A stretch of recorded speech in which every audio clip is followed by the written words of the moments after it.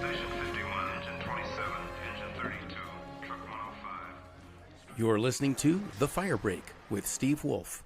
Welcome back to The Fire Break. I'm Steve Wolf. As you know, The Fire Break is sponsored by Team Wildfire, developing innovative technology for wildfire containment, control, suppression, and all the other things that we do to fire. Well, okay, that we try to do to fire and that we're trying to do better with fire. And who knows more about this than our own Matthew Wilson joining us today, live from Fairbanks, Alaska, where Matthew is a fire officer in Eielson Air Force Base. That's right. Yes, sir. Steve, Which thank is you so much for way up having me. there. It's cold. Yeah, thank It you so much is. for joining me. What are you guys working on these days? Well, it's an Air Force base, and so we have the full spectrum of response capabilities here. Of course, the summertime is nice for us because this is when we're normal as far as temperature and weather are concerned when compared to the lower 48 is what we call it, the lower continental United States. So yeah, anyways, it's a busy time of year for us because the weather is good, and so there's a lot of aircraft up here. The mission for Eielson Air Force Base has from what I understand, the largest airspace range in the Air Force for the pilots to be able to, collaborate and train. So we get international partners, international pilots in sister service, the Marine Corps, the Navy. They bring their aircraft up here during the summertime. They fly around. They do whatever they do, shoot at each other, practice shooting at each other. I don't know. So yeah, it's a busy time for us as emergency responders and as a military installation.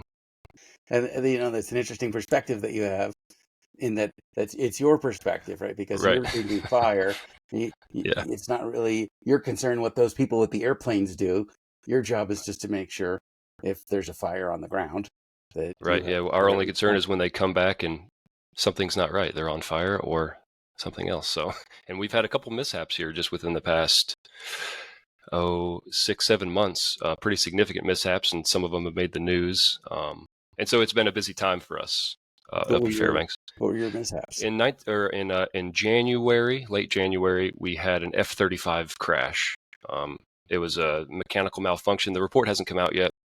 They think that preliminary reports say that it was a mechanical malfunction. And long story short, the pilot had to eject. He tried everything that he could.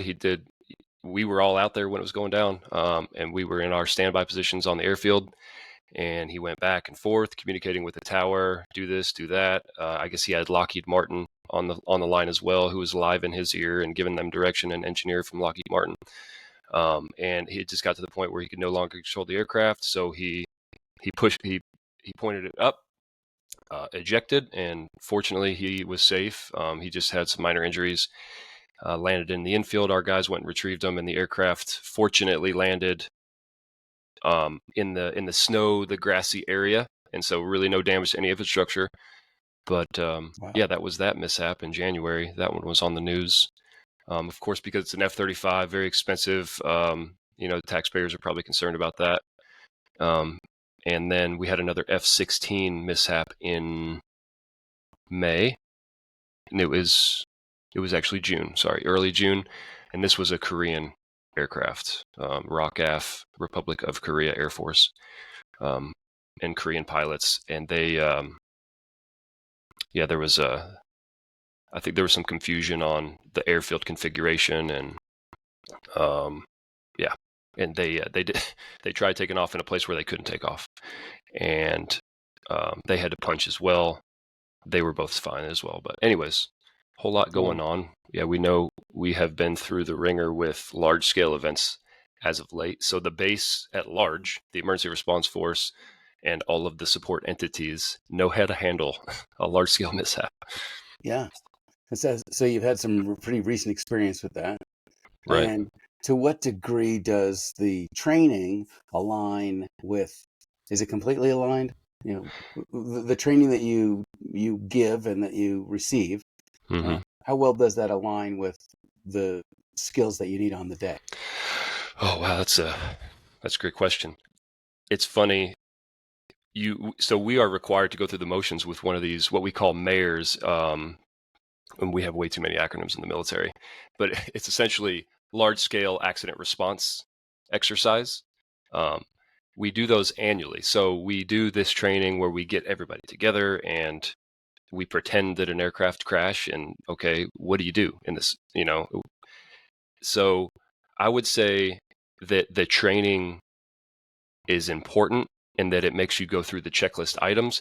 Nothing there, you can never prepare for the scale and like the timeline, the expectation of timeline. So when we do these exercises, when you're imagining an aircraft crash, people want to go through the checklist items quick, go through their procedures quick, and they're calling to us like, hey, are we ready to move on to step 3 now? Are we ready to move on to step 4? Like, and our feedback over the years is, I don't think you understand, as firefighters, our feedback to other people who don't participate in these large scale emergency exercises or these the emergencies day to day, they don't understand how much time it takes to respond to, mitigate, save pilots, put out fire, and then recover.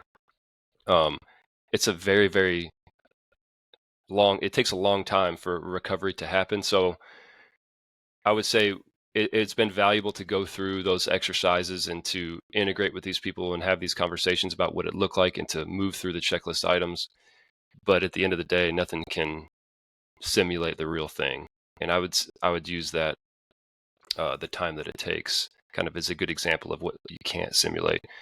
I mean, the aircraft, parts of the aircraft, to my understanding, are still out there, right? So, and they're still doing soil remediation and things of those sorts. So the recovery itself is actually still ongoing for an event that happened in late January, and we're now in mid-July. So if you're waiting for the thaw, it happened. That's right. And yeah, the snow played definitely a significant role in the recovery operations, because when spring hit, they were worried about the snow runoff and where is the snow melting off to. There's a whole lot of jet fuel out there, and then of course you're worried about composite fibers, and those are not good for anybody to breathe in or drink, right? So you don't want anything in the groundwater. So but those little intricacies, right, you could never prepare for those.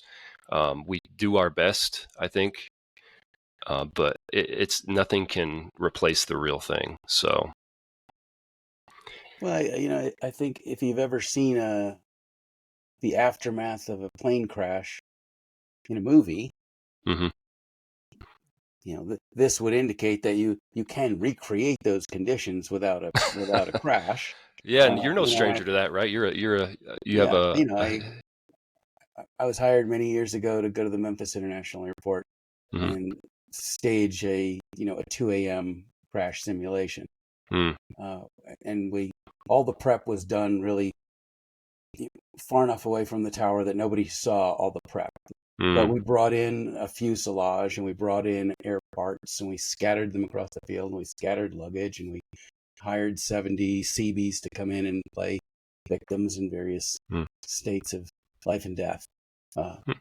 And when it's so far as having people on fire. Oh, wow. And then, called it into the tower and said, hey, there's a crash on runway 36C. Oh, and so this was an exercise for Memphis International Airport? Yeah. Yeah, I was, as you're speaking, I was like, you would have, there's a job for you in the Air Force as an exercise planner, exercise developer. You would be an invaluable resource to have. I know that there's a lot of things that you need to put something like that on, but making things realistic is incredibly important. I talked to Gordon Graham about that on an episode that I did on my podcast, and I asked his suggestion in, how do we make training as realistic as possible, or how do we make training as valuable as possible, something along those lines. How do we mimic the situations that our firefighters are going to encounter to the best degree that we can? And he mentioned just making training as realistic as possible. So as silly as it sounds to some people, may sound to some people, like starting a fuselage on fire for a training exercise, like that's invaluable stuff. Yeah, right, because you can't anticipate administratively, is what they called it, right? Mm-hmm. That you can't approach the fuselage from where you planned to because of smoke or fire. Well, the heat of jet fuel burning too. is Right. something like you'll never be able to imagine until you've exposed yourself to that. Right. Or So, not being able to drive along a certain route as you get close to the or that, fuselage because yeah. there's people laying out on the road. Yeah, and San Francisco provides Yeah. a great example of that when they had that plane crash. Oh, it's Yeah. got to be over a decade now, where Yeah. the apparatus pulled up and actually ran victims over with their trucks because they were covered with foam. And we know that because they caught it all on their helmet cams. But they went back and forth, from what I understand. So not only once, but a couple times did they run people over. So yeah, there's just some things that you can't mimic in training. And anyways, It does make me wonder, about one's karma if you survive the plane crash, but then get hmm run over by the oh man, fire truck. You how just have to awful. figure it's your time. Yeah, they found that she had foam and water in her lungs, which indicated she was breathing while on the ground. So yeah, yeah. So Yeah. your plane crashes and then you get ran over. How awful.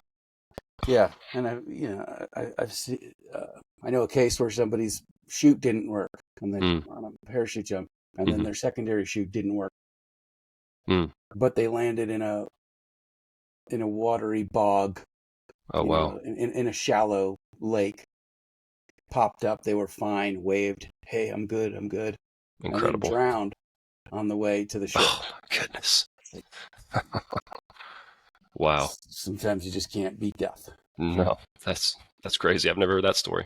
Yeah, I'll send you that. It's a pretty interesting investigation. Yeah, yeah. And the official cause of death was just listed as bad karma. Mm. It was time. Yeah. Yeah, no So kidding. tell me about living in Alaska. Where did you grow up? I'm a military brat. I was born in Las Vegas, Nevada. There's an Air Force base there called Nellis Air Force Base. My dad was Air Force as well. He was also an Air Force firefighter. Um, so I spent a little time there as a kid, and moved around the country actually. So he's from West Kentucky. We at one point moved back to West Kentucky, and I lived there a little bit, and went to high school, graduated high school in West Kentucky.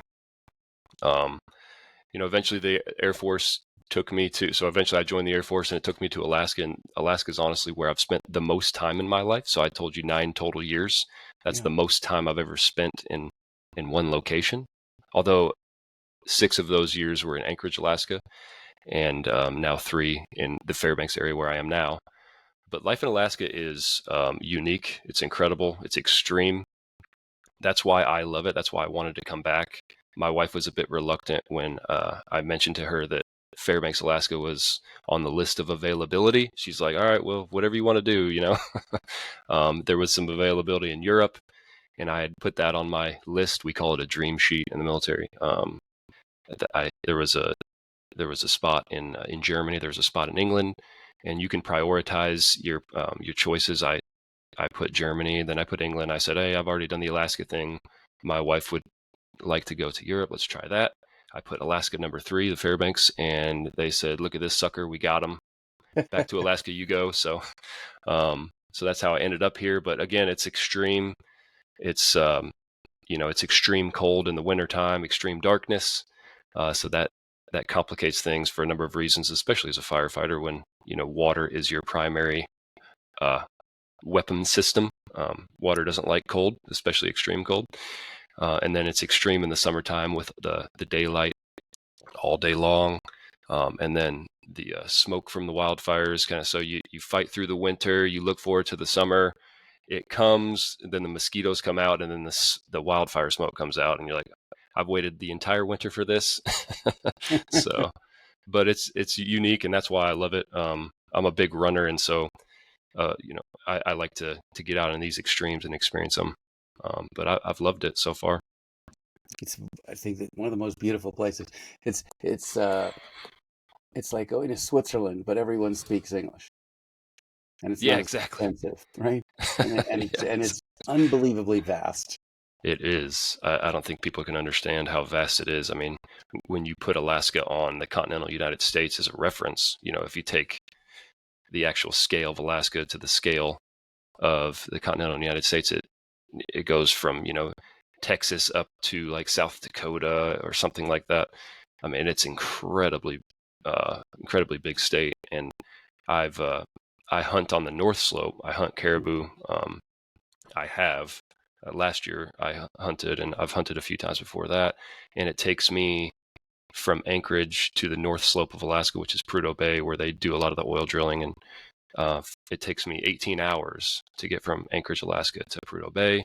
And from where I am now, it takes me, 6 hours less. So anyways, just within the state, to drive within the state can take a couple days, which is crazy to think. And lots of places where you can't drive. And there's several places you can You drive. got to Yeah. fly, right? Going all the way up to the tip top. Yeah. It's fly only. It is fascinating. When I visited Alaska, I was coming up from Texas, and I said, thank you for welcoming us, even though we're just from the second largest state. and they told me if we cut Alaska in half, you'd be from the third largest state. Yeah, that's crazy to think, right? Because Yeah. Texas seems huge, and Yeah. it is. It's a big state, but Alaska, sometimes they don't do justice when the map creators draw out Alaska, because they make it smaller to be able to fit on the piece of paper, Right. Well, mapping a globe is a difficult thing. Oh yeah, I have no doubt. Constantly changing. I'm just curious, did you ever come across Shanton Russell? Yeah, so I don't know him personally. I know of him, of course. He's been around Air Force fire protection for a long time. I think he's coming up on 30 years. It's a small community. So total force in the Air Force fire protection is what we call it. There are about 10,500, maybe closer to 12,000, and that's civilian, reserve, guard, active duty. And so within the active duty, though, there's just shy of 3,000 of us, and he's one of those, and I am as well. So, and then when I'm an E8 senior master sergeant, he's an E9 chief master sergeant. So there's even fewer of us at that rank, right? So at those ranks. So yeah, I say all that to say it's a very tight community. You know everybody by name, even in some cases, if you've never met them, they know of you, you know of them. So yeah, I don't know him personally, but I know where he's been. I know where he is now, and I know that he's retiring soon. So October, yes. Yeah. That's down the days till his next career. I'm most impressed with his longevity. I know not too many go. So we're eligible to retire at 20 years in the military, and he is at 30. That's so going 10 years past your eligibility. It's a testament to how much he loves it. Yes. And really how good he is at it, because they keep asking him to come back to different locations. So, so from afar, I respect what he's done for sure. How do you see that parallel playing out in your life? Do you see yourself as a 20-year guy, or sticking around? I think it's really hard to say. When you have a family, and so I have 3 small kids, it's really they're the decision maker, whereas 10 years ago I was the decision maker. Now that they're around and my wife's around, they're really the decision maker. Like, hey, do you have the appetite to move, right? Because that's what it comes down to. Do we have the appetite to tear you out of the social network that you have, and where we've been established, in the home that you're comfortable in, and the things that you love to do, and even the medical care, right? Like things that you don't think about. And I'll leave that decision up to them. My wife, she likes the idea of going to Europe. We haven't had that opportunity yet, so maybe I stick around for that. And we'll see. I kind of just take it assignment by assignment, year by year.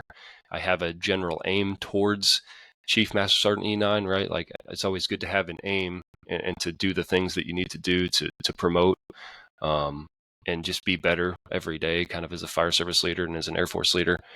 With the understanding that, I might call it quits at the 21-year mark. It's really up to my family, I think. I see. What are the current challenges? When I met with Chief Russell, he said that various activities going around the globe had caused his staff to be diminished. Against his will, people were taken and deployed elsewhere and not replaced, and that he was operating Mm-hmm. with less than a desirable uh, Mm-hmm. crew level. Mm-hmm. Do you face that as well, or what are the challenges that you face?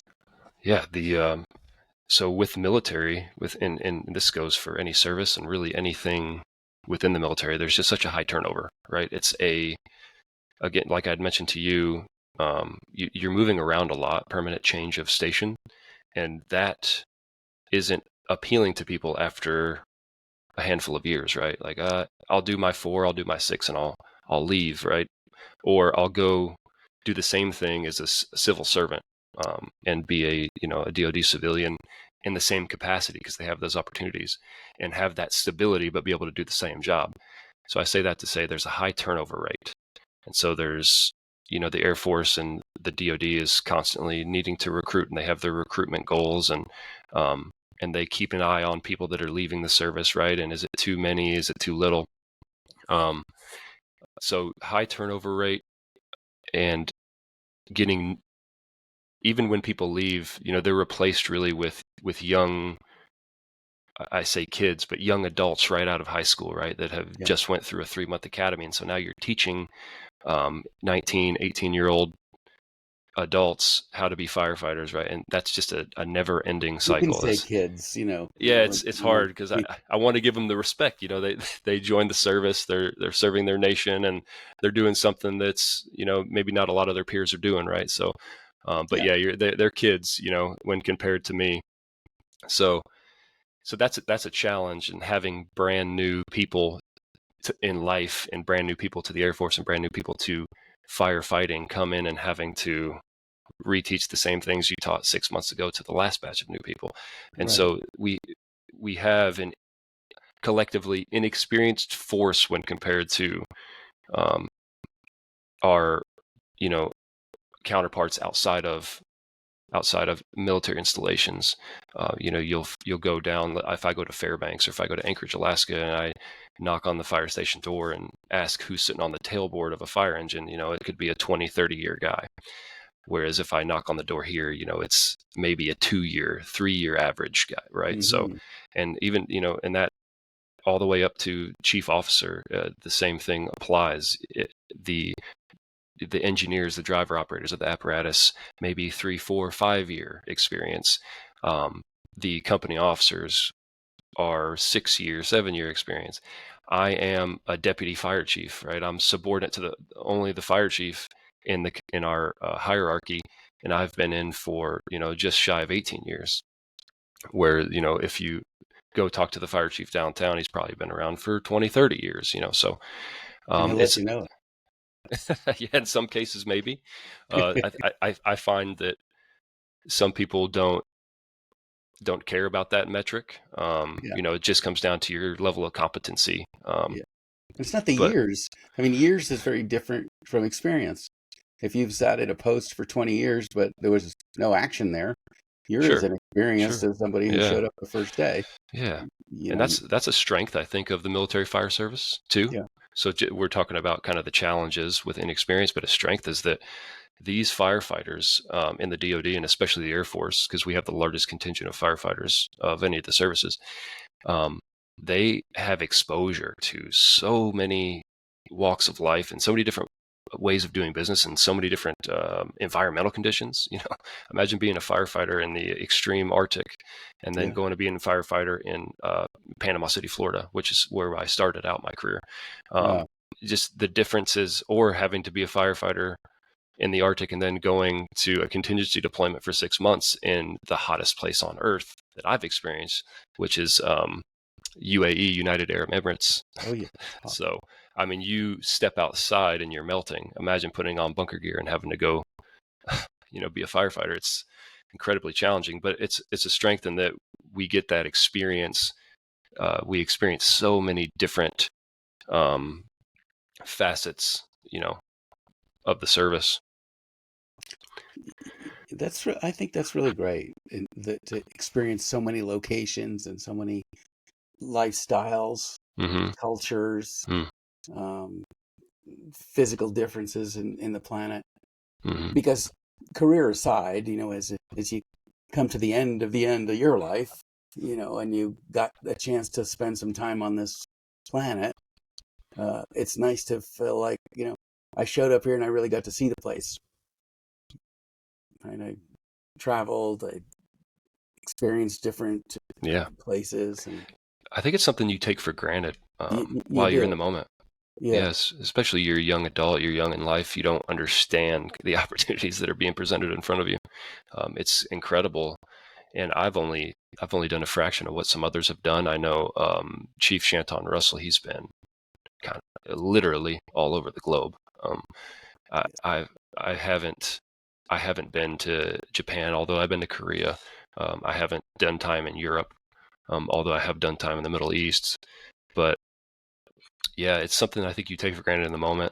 And I'm to the point now where I'm becoming more and more appreciative of the opportunity, not only to travel the globe, but the support that the military provides for my family or for me. Um, I have, I've gotten both an undergraduate and a graduate degree through the military. I've gotten, all my IFSAC Pro Board firefighter certifications. I'm marketable to the fire service in the United States, at least. sure. And as you're doing it, when you're surrounded by people who are doing the same thing, it may not seem as significant. But I think when you take a step back and look at it from an outside perspective, the opportunities that we're given are incredible, to include the opportunity to travel the world. So, Yes, absolutely. and Well, experience those different cultures. right. Yeah. But when you're talking about, working with kids with less experience, and hmm what does their trajectory look like for their career, you, I'm sure one of the things that um, makes that more meaningful or enjoyable to you, rather than repetitive and necessary, hmm is the opportunity to be a mentor Mm. uh, Yeah. to people, right? Because you remember them, as you were starting out, there were people you looked up to, even though they might have been giving the same speech to you that they hmm had given to, 10 other classes that year. hmm For you, this was a personal experience, and you either respected or looked up to, or not, hmm the Right. people who brought you on board. So how do you incorporate that into the way you work with less experienced What, newbies? what you, like you mentioned, it happens so often. And so I think you become, and anything you do more than once, you become good at, right? So when you have so much Well, you become experience, consistent at. yeah, or you can find bad habits and, Yeah. kind of, carry on the same bad habits through a career, or you can take a bad habit that a former supervisor, a former leader had, and apply that to your supervision style. But the way that I have kind of, I, I, I think, um, applied is that I've been able to see so many different leadership perspectives and styles. And so I've had the opportunity to take the good and discard the bad of those leadership styles, and been able to apply that across my career. And then you see how subordinates or young firefighters respond, and whether they respond positively or negatively, or they listen to you or they don't, right? So you get the you get this constant feedback of what Hmm. works and what doesn't. And so you really, if we bring anything to the table as military leaders and as military firefighters, I think we have an incredible, for those of us that stick around and that take it seriously, um, I think we're well polished leaders. We're able to, because we have so much opportunity to hone in our skills. And in addition to that, the Air Force sends us to these professional military academies at different intervals throughout our career. It starts when you're, 23 years old at what they call Airman Leadership School, when you're learning to now be a supervisor, a first line, frontline supervisor, or company officer equivalent. And then you go to non-commissioned officer academy, where now you're, moving up to the next tier of leadership, where maybe you're in charge of 10 people, right? And how do I lead 10 people effectively? And then they send you to senior non-commissioned officer academy, where it's like, how do I lead as a strategic leader? And so, in addition to the experience we get with a high turnover rate, we're sent to these professional academies that are very good in helping us develop our leadership abilities. So, yeah. So I know you've been to a lot of these academies, hmm and you've had the benefit of that constant feedback loop that you hmm discussed. hmm Uh, so what are the what are the takeaways that come to mind that, things that you've embraced in becoming a better leader? Yeah, that's a great question. One of the things that sticks with me the most, some things that you can't hold on to in your brain, or at least consciously you can't hold on to them, Yeah. right? One thing that I consciously always put to the forefront of my mind is subordinate your ego and listen. Everybody knows something that you don't. I try to listen more than I talk in those leadership scenarios, because I already know everything that I know. I don't know everything that they know. And the more that people talk, the more that I can learn about the situation or their mindset. Um, and so it's just so important to me to listen, to be able to find the right direction to point this person. In some cases, you don't need to provide direct leadership. I like the tactic of using open-ended questions as a Mhm. leader, right? And so the person finds their own journey. Um, I think it's really hard to do. It's easy, especially for military leaders, to point your hand and say go do. And as in the fire protection as a paramilitary organization, firefighting is a paramilitary organization, it's easy to do the same thing. Especially emergency scenarios are different, but the day-to-day leadership, the day-to-day mentorship, I like to listen more than I talk. So that I can understand where their mind is, and then ask open-ended questions to try to get them in a direction that I think that they should go. Um, that's one of those things that I consciously think about all the time as a leader. And tell me about your kids and your role as a dad. Yeah, that's And the most challenging leadership. yeah, that's where I went there. Yeah. I'm probably not the best leader as a dad, right? It's a lot more point and go do. Approaching kids is much different than approaching adults. And I don't have a position of authority and power like I do in the military. It's funny to say that. Like, they don't care that you're dad. Like, you're just a person in their way, like getting in the way of their snacks or their TV time or whatever, right? So um, I try to speak softly though, and listen, right? Because I think in doing that, speaking softly and listening, you establish rapport with a kid or an adult. And the more rapport that you have, the more likely they are to listen. Of course, it doesn't always work, but you do find that with my kids and with people at work, over time, I think that there's a more of a willingness to come to you with problems, or um, they're more comfortable with sharing things that they otherwise wouldn't share, right? So across time, establishing that rapport and speaking softly, that's kind of how I approach that. But I don't get it right all the time. That's definitely How old are the kids? 3, 7, and 9. 3, 8, and 9. Sorry. 3. Well, you're Yeah. lucky if you get it right at all. Yeah. So by the time I figure it out, they'll all be grown and out of the house. You know how it Yeah. goes. So. Well, that's the that's the thing, that there's a lot of turnover with your professional subordinates, and you get to practice and practice and get Mm-hmm. good. Mm-hmm. But as a parent, you get this one shot, Mm. and then they're Yeah. grown, I right? know. And Yeah. I know a lot of parents, as they get older, have a list of things they wish they'd known when they were younger. Yeah. That's why I try to speak softly and find the Yeah. balance between being stern and having rapport. It's tough though, because there's times where I'll reflect and say I should have been harder on my son. My son's getting to the age now where um, maybe he does need a bit more of a stern approach. You know what I mean? To really knock him straight, for lack of a better term. Um, to really show him like, hey, this isn't the right way to approach life. This isn't the right way to approach relationships with your friends, or this isn't the right way to treat your sister, or whatever the case, right? Right. So yeah, I'm currently going through that stage where I'm trying to find balance between kind of being the shoulder he can lean on, but also being the authority figure. And it's a tough balance to find, but I'm trying. Right. Yeah. It's really hard. And there are, less positive niches in society where they do that really well, right?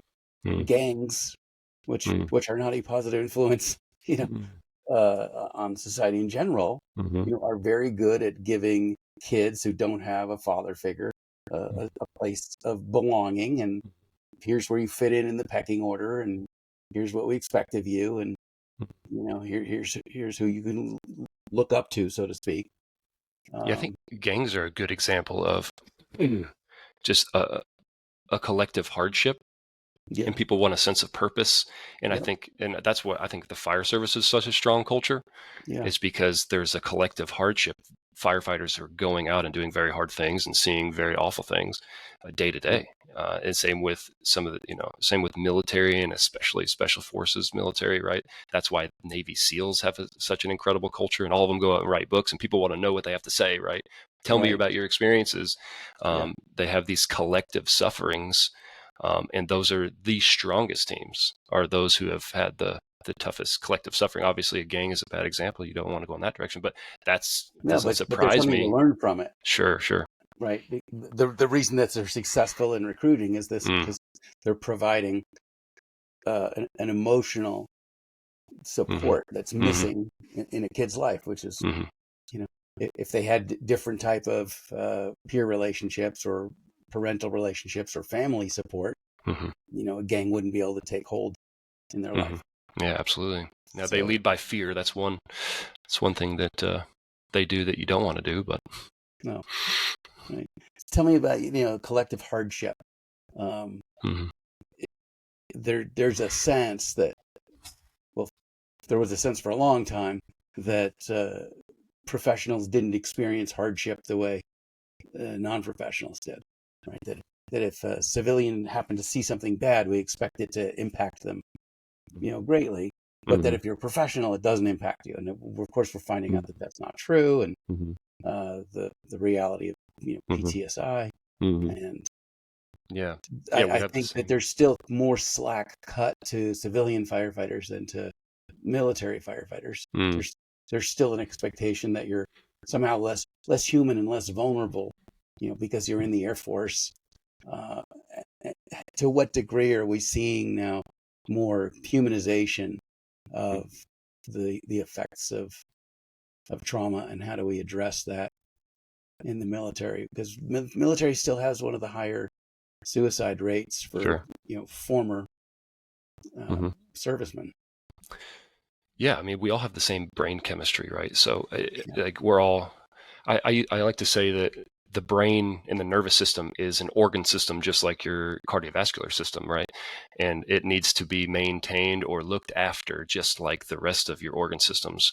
And so, to answer your question and how we've, I guess what the environment looks like, I think that it's going in a positive direction just within the past decade. I've noticed maybe Yeah. 5 to 10 years, and that it's okay to not be okay. It's okay to raise your hand and say, maybe I need help. And we have firefighters that are in the organization that I'm in now that go and seek that help, and without reprisal. Whereas before there's a bit of reprisal, right? You can't deploy in some instances. You can't ride on a fire truck because you're mentally unwell, quote unquote, right? And we used to say, like, yeah, go ahead and get help, but just know that it could be detrimental to your career. Like, oh wow, what's the big deal, And so that people were reluctant to go in and seek out that care. But now the culture is shifting in a direction to where you can think that something's wrong with you and go seek care without reprisal. And I try to, and of course, there's some organizations out there that there could still be reprisal kind of at the lower levels, but at the grand, like, Air Force level, the macro level, there's much less reprisal than used to be. And so people are going and seeking care and having conversations that they need to have. And even if you don't need professional, let's call it professional medical care, there's also the evolvement of peer support groups. And I know that that's in some non-military firefighting organizations. There's peer support groups that is making its way also into fire protection in the Air Force that I've seen. And sometimes all you need to do is talk amongst each other with a peer who is trained and capable of kind of leading those kind of conversations. And maybe it's not a direct supervisor or somebody that you report to. It's just a peer, another company officer, another engineer, another firefighter that has went and sought out this training to be able to lead these kind of conversations. And that's, I call it like pulling of the relief valve. You know, you just, I think you need to pull the relief valve every so often. You need to, share what's on your mind and share the experiences, and then hear the experiences of others and how they dealt with it, right? Or how they leveraged what resources that are available to them that maybe aren't professional medical resources. So, but there, I see mental, let's call it mental health. I see it evolving within the military fire protection enterprise. And I think I see it evolving also in the civilian sector, just through what I read online and in LinkedIn and things like that. It's just it's much easier to seek out that care without reprisal, which I think is a great thing. Yeah, and long overdue. Absolutely. Yeah, and I didn't live in the fire service or the military that frowned upon it. You know, I came in the mid 2000s and 07. So I have seen the evolution of it, though. So I don't know what things were like in the 90s or the 80s, right? And my dad can speak to that a little bit, because that's, the time that he spent in the service, through the 80s and 90s. But I have seen the evolution, and I came, the heart of GWOT, Global War on Terrorism, came into the service just like smack dab in the middle of that when we're in Iraq and Afghanistan. So there's a lot of people, that were suffering with, mental health issues, and I saw firsthand some reprisals, and or hey, your career is going to be over if you go and seek this. Just tough it out and be fine. But yeah, so yeah, absolutely long overdue. Unfortunately, we learn the hard way as humans, I think, and as Americans, and in the fire service, we always seem to learn the hard way with these things. People need to commit suicide on scale for us to be like, hey, maybe we should adjust course with this. But I'm glad to see that we're doing it. Yeah. And as you think about, pulling the relief valve, as you see things, I think the proportion to which an incident impacts you is relative to the size of the experiences that you've had. If you've had two experiences and one of them was terrible, you need the relief valve, right? If you've seen 1,000 things and one was bad, you're able to put it in perspective more. So with your kids, they've had very few experiences, by virtue of their youth, and therefore, when they experience something bad, it seems huge to them. Also, right, when you're younger, emotion plays a bigger role in how you perceive the world. Are there opportunities where you look to help your kids develop the relief valve, or your wife? It's funny. I think the best I think we tend to approach mental health in a more of a reactive posture. We wait for something to happen and then we take care of the problem. I like to approach it I like to be more proactive about it.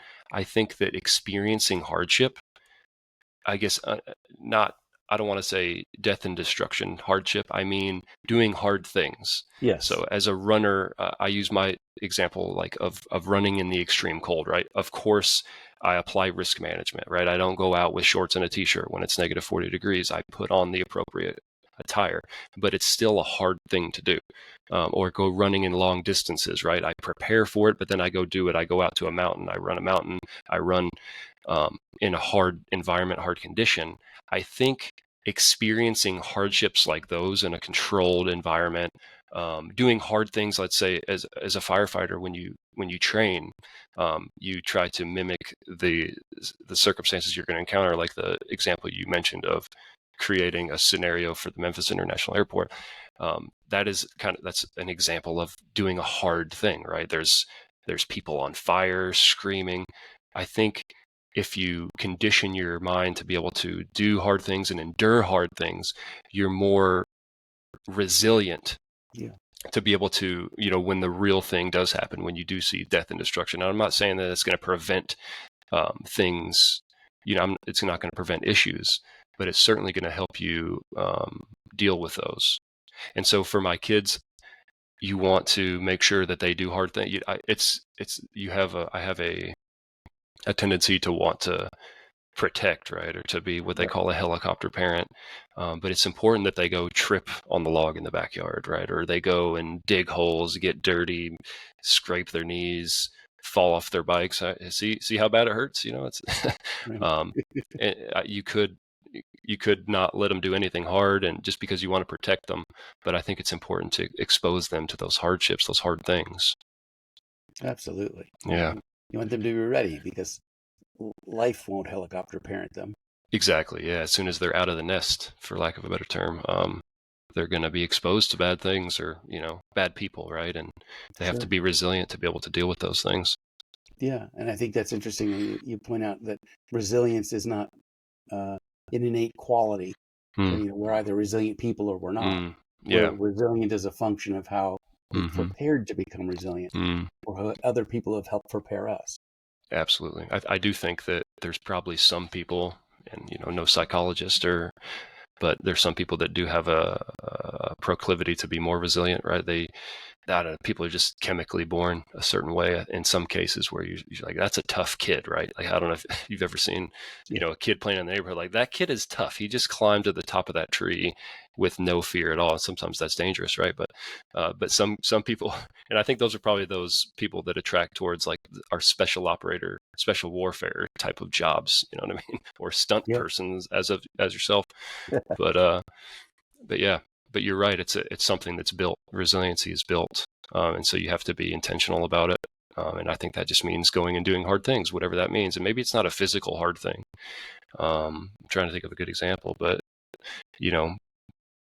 I guess going after a graduate degree, for example, that's a tough thing to do, right? And that's a hardship. And so, making it through that and seeing that you can do that as a way to build your resiliency. So. Tell me about your graduate degree. Yeah, so I went to Liberty University.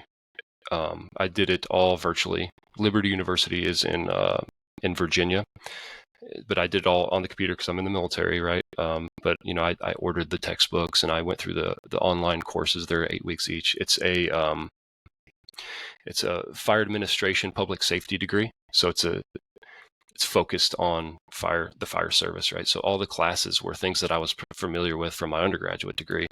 How to be a effective leader in the fire service, and exploring case studies of, like I'd mentioned, the San Francisco airplane crash where the lady was ran over. Like, I explored that in either my undergraduate or graduate degree. The fires in Paradise, California, I explored that in a case study. I remember in one class, there's like there was actually mental health courses. There's quite a few of those in both the graduate and undergraduate degree.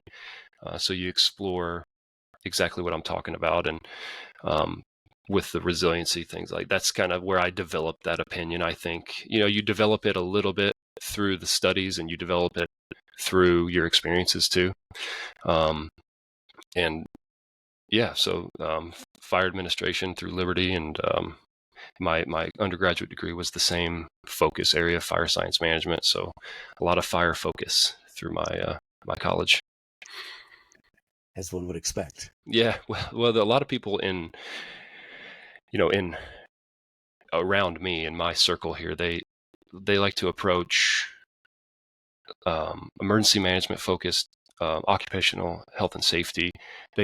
Some people I see like to make them broad so that their career opportunities, so they have more options for careers outside of the military. I approached it with, I'm really interested in fire science, fire safety, public safety. And these are the things that I want to learn about. These are the things I want to read about. I want to read these case studies on this stuff. I don't necessarily have an interest in occupational health and safety, right? I just have an interest in firefighting and fire safety, public safety, community risk reduction, that kind of thing. So that's why I approach that. To be honest with you, I don't see too many of my peers approaching the same degrees. I've seen a few, but Not too many. Well, that's why you're good at what you do, and that's why you've been at it as long as you have, because this is a passion for you, Yeah. right? Mm. This is what you would do, if you had any choice, which I hope you do, right? Yeah. This is what you'd be Certainly do. doing, and so Yeah. you're right. So why wouldn't you want to learn everything you could about it and Mm. practice Mm. and seek out information and experiences Hmm. to be the best you can at what you're doing? Absolutely. Yeah. And how lucky are we to be firefighters? It's, like I'd mentioned earlier, it's one of the most respected um, organizations in the United States, next to like Navy SEALs or the military. It's really a special opportunity to be a firefighter, and especially be a firefighter in the Air Force. And so I try to remind myself of that. What do you think that is? Of all of the things that culture could reward. Hmm. Uh, Why do they reward firefighters? yeah, I wonder why firefighters came out, at the top, Yeah. and then I wonder why financially, however, right? Well, the same with teachers too. Financially, we reward rock stars, Yeah. Yeah. many times more than firefighters. But respect-wise, Mm. it's firefighters. Is it because they are able to face something that is so scary to most people, and to be there in time of need for people, and that's really the whole thing? Yeah, I think the willingness to go to answer the call for someone's worst day. I talked to people. We had a public engagement thing this past weekend, and just talking with a few people, they just, in my mind, it's normal.